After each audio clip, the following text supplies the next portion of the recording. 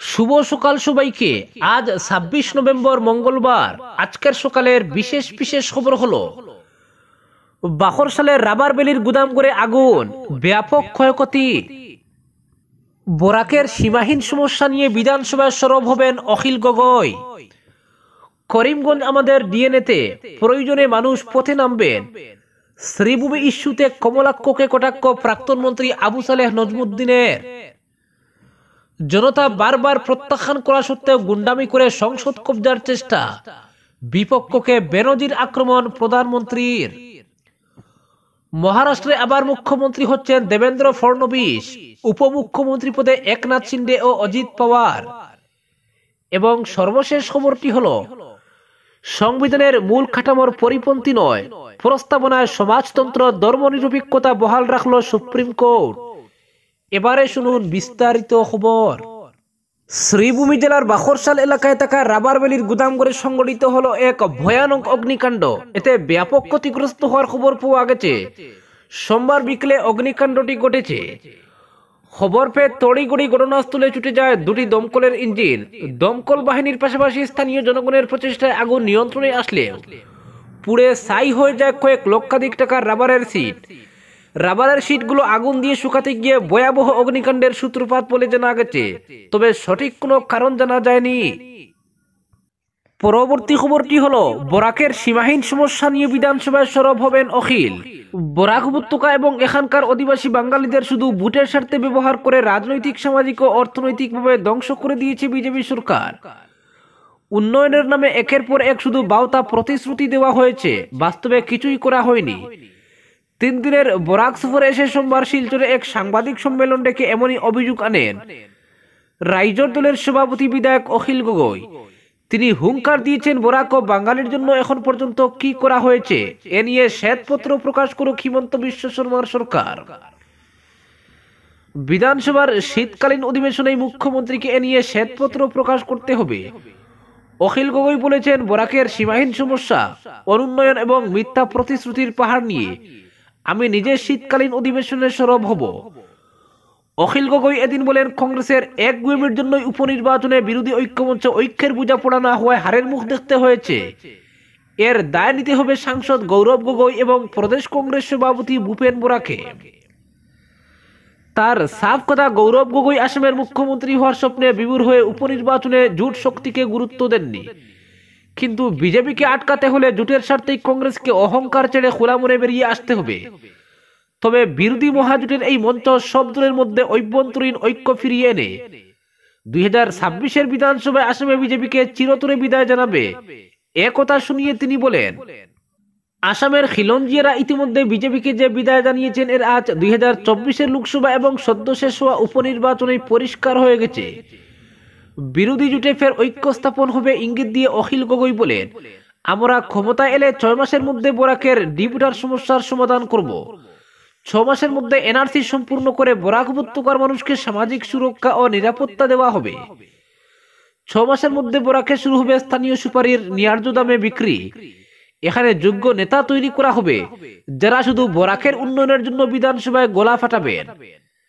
গেরুয়া শিবির এবং মুখ্যমন্ত্রীকে কটাক্ষ করে তিনি বলেন, বিশ্বের মধ্যে বাঙালি হচ্ছে অন্যতম শ্রেষ্ঠ সংস্কৃতিবান জাতি, কিন্তু বরাক উপত্যকায় এই সংস্কৃতিবান বাঙালির মধ্য থেকে নেতা এবং জনপ্রতিনিধি হিসাবে বিজেপি এমন কিছু লোককে তুলে এনেছে যারা দালাল, অর্থ সংগ্রাহক এবং যাবতীয় 2 নম্বরে সিন্ডিকেট চালানোর master.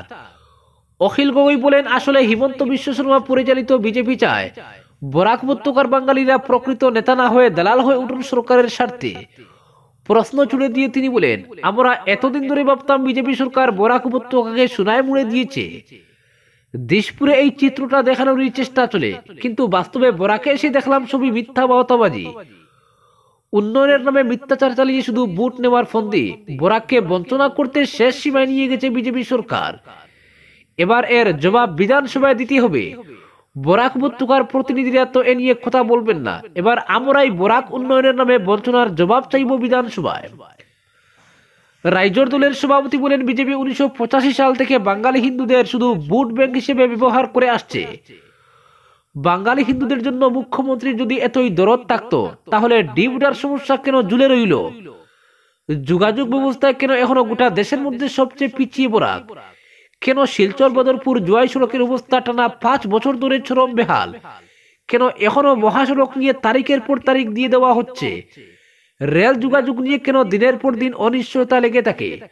Multimodal logistic park, greenfield airport, Silchar শহরে ফ্লাইওভার, তারাপুর শিববাড়ি রোডের সিঙ্কিং জুনে এলিভেটেড রোড কোথায় হলো? পরবর্তী খবরটি হলো, করিমগঞ্জ আমাদের ডিএনএতে, প্রয়োজনে মানুষ পথে নামবেন। শ্রীভূমি ইস্যুতে কমলাক্ষকে কটাক্ষ আবু সালেহের। বহিরাগত মুসলমানরা শ্রীভূমি নামের বিরোধিতা করছেন বলে যে মন্তব্য করেছেন উত্তর করিমগঞ্জের বিধায়ক কমলাক্ষ দেব পুরকায়স্থ, তার কঠোর ভাষায় নিন্দা জানালেন রাজ্যের প্রাক্তন স্বরাষ্ট্র, শিক্ষা ও স্বাস্থ্যমন্ত্রী আবু সালেহ নজমুদ্দিন। নজমুদ্দিন স্পষ্ট ভাষায় বলেন, বিধায়ক কমলাক্ষর বিবৃতি অযৌক্তিক ও নিজ মানসিকতার পরিচয়। তিনি বিধায়ককে মনে করিয়ে দেন বরাক উপত্যকায় বিশেষ করে করিমগঞ্জে কোনো বহিরাগত মুসলমান নেই। পাশাপাশি তিনি বলেন, করিমগঞ্জ নাম পরিবর্তনের বিরোধিতা 1000% সঠিক। তিনি কমলাক্ষকে মনে করিয়ে দেন তার উত্তরাধিকার পূর্ব পাকিস্তানের। গত নির্বাচনের সময় হাইলাকান্দি জেলার কাটলিচুড়ায় তার আদি গ্রামের লোকেরাও এমন দাবি করেছিলেন। আবু সালেহ নজমুদ্দিন বলেন, রাজনৈতিক স্বার্থে একসময় কমলাক্ষ দেব পুরকায়স্থ মুসলমানদের রান্নাঘরে পর্যন্ত গিয়েছেন, কিন্তু এখন তিনি নতুন রাজনৈতিক মতাদর্শ নিয়ে চলছেন। পাশাপাশি আবু সালেহ নজমুদ্দিন বলেন, করিমগঞ্জ নাম শতাব্দী প্রাচীন। এই নামটি আমাদের ডিএনএতে অনেক বেশি রয়েছে, যা শেষ দিন পর্যন্ত থাকবে। উল্লেখ্য, অনেকে শ্রীভূমি নামের বিরোধিতা করায় বিধায়ক কমলাক্ষ দেব পুরকায়স্থ সাংবাদিক সম্মেলনে বলেছিলেন, বহিরাগত মুসলমান ও কংগ্রেসী হিন্দুরা শ্রীভূমি নামের বিরোধিতা করছেন। নজমুদ্দিন বলেন, রবীন্দ্রনাথ ঠাকুরের উল্লিখিত শব্দটি ছিল জেলা সিলেট টাউনশিপ সম্পর্কে, যা তৎকালীন বাংলা থেকে আসামে নিয়ে যাওয়া হয়েছিল। তিনি শুধু করিমগঞ্জের ক্ষেত্রে শ্রীভূমি উল্লেখ করেননি, তাই শ্রীভূমি শব্দটি করিমগঞ্জের স্থান ও মানুষের জন্য অনুপযুক্ত এবং অবমাননাকর। প্রাক্তন মন্ত্রী বলেন, আসাম সরকার যদি এই আদেশ পরিবর্তন না করে তাহলে মানুষ এর বিরোধিতা করবেন এবং আন্দোলনে ঝাঁপিয়ে পড়বেন। পরবর্তী খবরটি হলো, জনতা বারবার প্রত্যাখ্যান করা সত্ত্বেও গুন্ডামি করে সংসদ কবজার চেষ্টা, বিপক্ষকে বেনজির আক্রমণ প্রধানমন্ত্রীর। বিরোধীরা আদানি ঘুষকাণ্ড, মণিপুর হিংসা, ওয়াকফ বিল ইত্যাদি ইস্যুতে শীতকালীন অধিবেশন উত্তাল করার হুঙ্কার আগেই দিয়েছিল। তবে সদ্য অনুষ্ঠিত মহারাষ্ট্র এবং দেশের বিভিন্ন রাজ্যে অনুষ্ঠিত বিধানসভা উপনির্বাচনে দুর্দান্ত সাফল্যের পর আত্মবিশ্বাস তুঙ্গে শাসক শিবিরেরও। তাই বিপক্ষের চাল মোকাবিলায় শীতকালীন অধিবেশনের সূচনার আগেই পাল্টা আক্রমণের কৌশল নিলেন প্রধানমন্ত্রী নরেন্দ্র মোদী। হাঙ্গামা করে সংসদের কাজে বাধা দেওয়ার অভিযোগ তুলে বিরোধী শিবিরকে সরাসরি হুলিগান বলে তুপ দাগলেন। এদিন সকালে অধিবেশন শুরুর আগে সংসদ চত্বরে দাঁড়িয়ে মিডিয়াকে সম্বোধন করতে গিয়ে এই মন্তব্য করেন প্রধানমন্ত্রী। মোদী অভিযোগ করলেন, কিছু বিরোধী দল সুষ্ঠু আলোচনা চায়, তবে মুষ্টিমেয় কিছু লোক নিজেদের স্বার্থে গুন্ডামি করে সংসদকে নিয়ন্ত্রণ করার চেষ্টা করছে।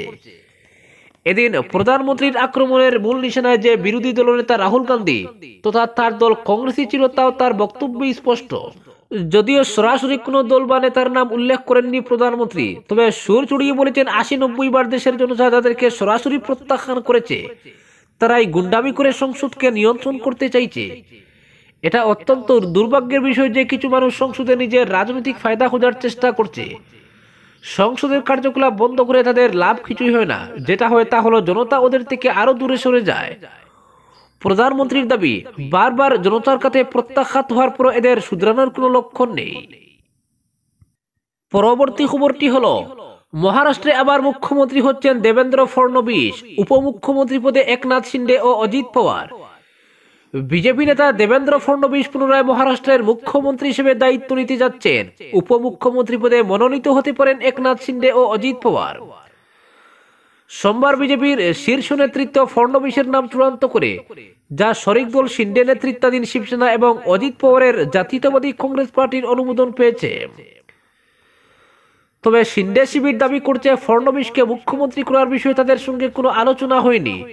শিন্ডে, যিনি নিজে মুখ্যমন্ত্রী হিসেবে থাকার প্রত্যাশা করেছিলেন, এখন উপমুখ্যমন্ত্রীর পদে থাকতে রাজি হয়েছেন। কেন্দ্রীয় স্বরাষ্ট্রমন্ত্রী অমিত শাহ দিল্লিতে ফডনবিস, শিন্ডে এবং পাওয়ারকে নিয়ে বৈঠক ডেকেছেন। এই বৈঠকে ক্ষমতার বন্টন ও মন্ত্রিসভার গঠন নিয়ে চূড়ান্ত সিদ্ধান্ত নেওয়া হবে। 2014 সালে ফড়নবিস প্রথমবার মুখ্যমন্ত্রী হন এবং পূর্ণ 5 বছরের মেয়াদ সম্পন্ন করেন। 2019 সালের বিধানসভা নির্বাচনের পরে ফড়নবিস ও অজিত পাওয়ারের জোট সরকার মাত্র 80 ঘন্টা টিকে ছিল। এরপর পাওয়ার তার চাচা শরদ পাওয়ারের দলে ফিরে যান। বিজেপি নেতৃত্বাধীন মহাজোটী সরকার মহারাষ্ট্রে ক্ষমতা ভাগাভাগির একটি নতুন অধ্যায় শুরু করতে চলেছে। পরবর্তী খবরটি হলো, সংবিধানের প্রস্তাবনায় সমাজতান্ত্রিক এবং ধর্মনিরপেক্ষতা শব্দ দুটি বহাল রাখল সুপ্রিম কোর্ট। সোমবার শীর্ষ আদালতের প্রধান বিচারপতি সঞ্জীব খান্না এবং বিচারপতি পিবি সঞ্জয় কুমারের বেঞ্চ জানিয়েছে, অনুচ্ছেদ 368 অনুসারে সংবিধান সংশোধন করতে পারে সংসদ, তবে সেই সংশোধনী অবশ্যই সংবিধানের মূল কাঠামো বা বেসিক স্ট্রাকচারের অনুসারী হতে হবে। প্রসঙ্গত 1976 সালে দেশের তৎকালীন প্রধানমন্ত্রী ইন্দিরা গান্ধীর কংগ্রেস সরকার 42তম সংবিধান সংশোধনীর মাধ্যমে প্রস্তাবনায় সমাজতান্ত্রিক এবং ধর্মনিরপেক্ষতা শব্দ দুটি অন্তর্ভুক্ত করেছিল। ভারত রাষ্ট্রের পরিচয় হিসেবে আগে থেকেই সংবিধানের প্রস্তাবনায় উল্লিখিত ছিল সার্বভৌম, গণতান্ত্রিক এবং প্রজাতান্ত্রিক এই তিনটি শব্দ। 1976 সালে তার সঙ্গে যুক্ত হয় ওই নতুন দুটি শব্দ, কিন্তু এই দুই শব্দের অন্তর্ভুক্তি নিয়ে প্রশ্ন তুলে সুপ্রিম কোর্টে মামলা দায়ের হয়। মামলাগুলি একত্র করে সোমবার শুনানি হয় শীর্ষ আদালতে। মামলাকারীদের মধ্যে উল্লেখযোগ্য হলেন প্রাক্তন বিজেপি সাংসদ সুব্রহ্মণ্যম স্বামী, সমাজকর্মী বলরাম সিংহ ও আইনজীবী অশ্বিনী উপাধ্যায়। মামলাকারীদের যুক্তি ছিল 42তম সংবিধান সংশোধনী আসল সংবিধানকে বিকৃত করেছে। সংবিধান সভার আলোচনায় সংবিধান প্রণেতারা এই দুটি শব্দকে প্রস্তাবনার বাইরে রাখার সিদ্ধান্ত নেন বলেও দাবি করেন তারা, কিন্তু এই সকল যুক্তি খারিজ করে দিয়েছে সুপ্রিম কোর্ট। শীর্ষ আদালত জানিয়েছে, সংবিধান সংশোধনীর বিষয়ে সংসদকে ক্ষমতা দিয়েছে সংবিধানই। তাছাড়া এই দুটি শব্দ এত বছর ধরে বহু বিচার বিভাগীয় পরীক্ষা নিরীক্ষার ভিতর দিয়ে গিয়েছে বলে পর্যবেক্ষণ শীর্ষ আদালতের। 1994 সালের SR মুম্বাই মামলার প্রসঙ্গ উত্থাপন করে সুপ্রিম কোর্ট জানিয়েছে, এই দুটি শব্দ সংবিধানের মূল কাঠামোর পরিপন্থী নয়। আজকের বিশেষ সংবাদ এখানেই সমাপ্ত।